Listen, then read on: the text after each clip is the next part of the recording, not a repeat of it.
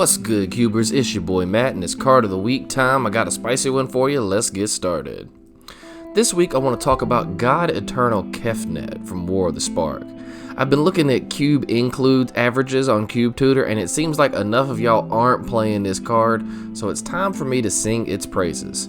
God Eternal Kefnet is colorless, double blue, legendary creature, zombie god, 4/5 flying, thing is a stat monster. You may reveal the first card you draw each turn. As you draw it, whenever you reveal an instant or sorcery card this way, copy that card and you may cast the copy. The copy costs 2 less to cast. When God Eternal Kefnet dies or is put into exile from the battlefield, you may put it into its owner's library third from the top. So for my money, God Eternal Kefnet is the best of the God Eternals for cube. Let me show you some interesting things that make it better than the other gods. Number one is the god text line at the bottom of the card. See, for your other God Eternals like Oketra or Ilharg, they go 3 deep and you have to wait 3 turns to draw them. But God Eternal Kefnet is in blue, and there are myriad ways in blue for you to get him back faster. Tezzeret the Artifice Master's Minus lets you draw a card, and if you have 3 or more artifacts, you draw 2, which means Kefnet is your next draw. So you can swing in, trade in combat, let Kefnet die, go 3 deep, and then 0 Tezzeret, draw 2, and then Kefnet's going to be there for you on your next turn. Or if you can't stand to wait that long, you can just cast Ponder. Look at the top 3 cards of your library, put them back in any order, and then draw a card. You can move Kefnet to the top and then draw him right back. The fact that you don't have to necessarily wait 3 turns for Kefnet is what makes him so much better than both of the other God Eternals. And if that wasn't enough, cards like Ponder and Brainstorm allow you to stack cards on top of your deck so that you can use Kefnet's other ability more consistently. Casting double Swords to Plowshares, double Demonic Tutors, double anything because everything in Cube is busted.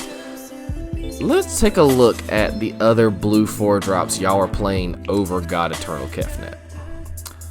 So, CubeTutor says there are 5 blue 4-drops that people play. These are 2 of them. Sower of Temptation is really good, not gonna lie. Stealing your opponent's creature and then living the dream, smashing them in the face with their own stuff is excellent. And Venser is a really flexible card that allows you to bounce spells back to hands or troublesome permanents back to hand, and gives you a body to trade for them later. Lately, these are 2 of my favorite blue 4-drops, as every deck seems to want them and every deck seems to enjoy them. Then there are some other blue 4-drops that I want to talk about.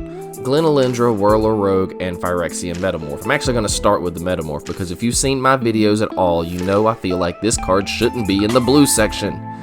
It's Phyrexian mana, any deck can play it, any deck will play it, this card should be in colorless. So this isn't a blue 4-drop for me, so if you're playing it in the blue 4-drop slot, move it to the colorless section, try out Kefnet.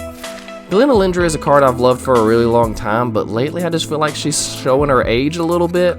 Playing her for 4 and then sacking her for that persist. It's okay, it's fine, sometimes it's still really good, but I don't feel like she's as good as she used to be. There's something going on in power creep, or I don't know, but lately in my cube drafts, Glenalindra just feels like she's starting to show her age.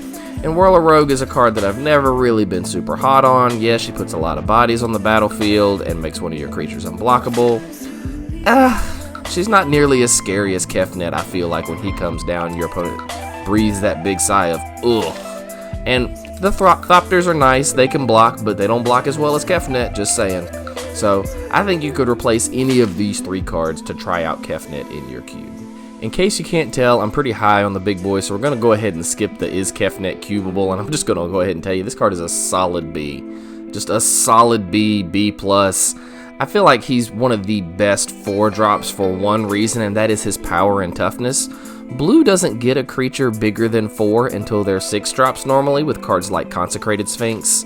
So Kefnet is just a huge stat monster early. He's a great blocker. He's impossible to get rid of. You can draw him back extra fast. Kefnet is worth playing in your cube, and I can't believe more people haven't added him from War of the Spark.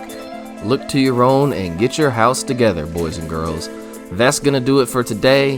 Hit the like and subscribe. Drop us a comment below. Let us know if there's a card you want us to cover. We'll take the time just for you, because that's how we do here at Cube for Two.